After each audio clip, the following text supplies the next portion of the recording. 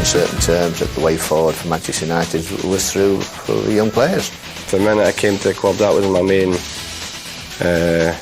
driving in terms of Manchester United. I think that we have to recognise what's coming into the ranks, what's round the corner, more or less. And the great thing about football, it's a marvellous game in this respect. You have a really established players, and they've been great players, but a young boy turns a corner. That's football. And this club is famous for that, bringing young players through. It was time for wholesale changes. The players that had served the club so well were gradually moved on as Fergies' fledglings were given their chance. Many thought the manager had gone too far when he sold Mark Hughes, Andrey Kanchelskis and Paul Ince, players in their prime. Paul Ince was a fantastic player for us, and in the year we won the double in '94, the two of them together were quite powerful. And then in the next season, I thought Roy was starting to outshine Paul in many ways. He was starting to develop himself as a player. He was starting to blossom and come to maturity.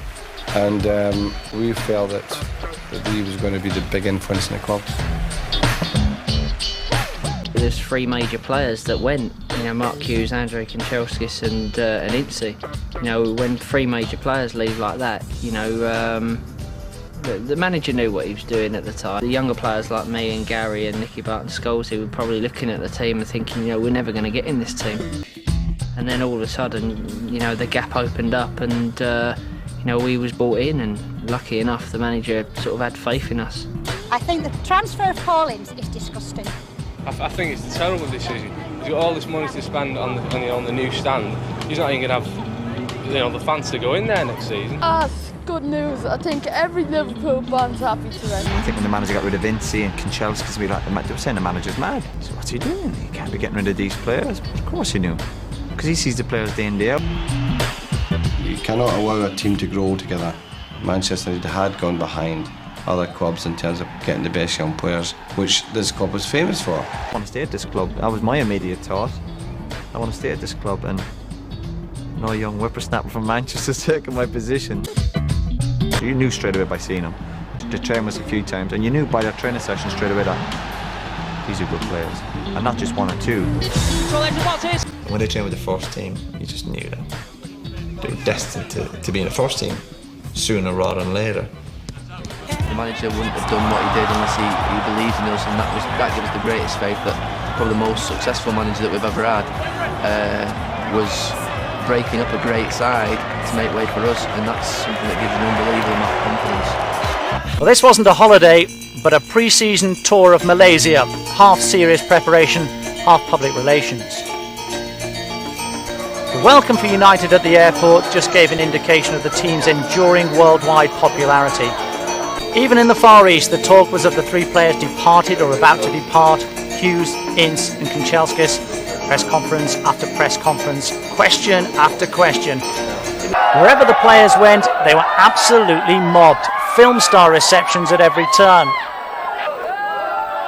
Some of the signing sessions bordered on the chaotic, with thousands of fans trying to push their way forward for a signature or a photograph.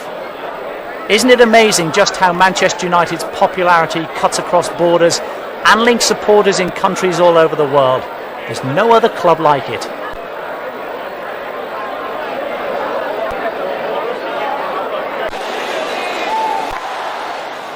Roy Keane, Paul Parker enjoying the opportunity to go forward.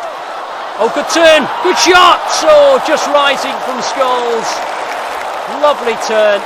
He'll be disappointed he couldn't match it with a shot. It's a corner. And Bruce making his way forward, and Bruce it is who gets the first goal of the tour, and goodness me, enjoyed that, didn't he? Making sure the crowd knows who scored. Steve Bruce. This could be rather in midfield. Eventually, Paul Parker trying to put Nicky Buttedis in the clear. Well, it didn't look as though it was going to break for him, but in the end it did, and United are two clear.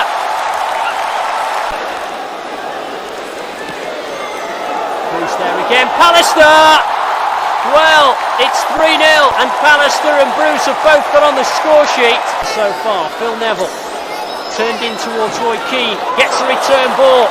This is good stuff from United. Here's shot. Oh, he's at the post. Rammed in again by Butt. Blocked by. Again has options. United really have played well tonight. And here's Lee Sharp just in the clear. Oh, that's terrific.